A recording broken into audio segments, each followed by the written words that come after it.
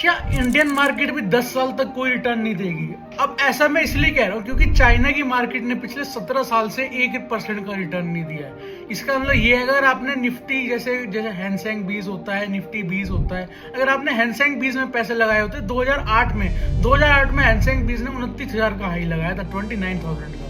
उसके बाद तक आज तक 29,000 को ब्रेक नहीं कर पाया है 17 साल के बाद भी।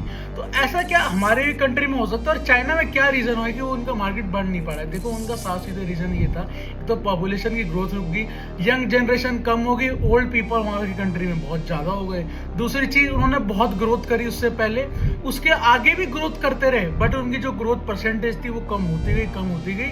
और जो दूसरी कंट्रीज थी एशिया की, उनकी ग्रोथ बढ़ने लग गई चाइना से आगे, तो वहां पे पैसा फ्लो होने लग गया। एफआईएस देखो, जहां पे फ्लो होता है वहां पे चले जाते हैं। क्या इंडिया में भी ऐसा हो सकता है? चाइना की तो बात कर ली हमने, देखो इंडिया में अभी होना मुश्किल है क्योंकि हम एक यंग जनरेशन है, यंग कंट्री है। 26-27 साल हमारी एवरेज एज है, 26-27 साल कंट्री की।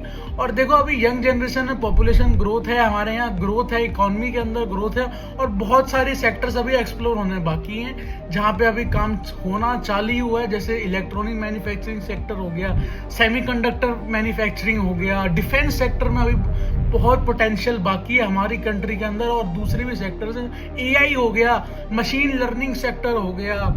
ऐसे ऐसे सेक्टर है जो उनको अभी तक हमने एक्सप्लोर ही नहीं करा अपनी कंट्री में। तो अभी बहुत पोटेंशियल बाकी है इंडिया के अंदर।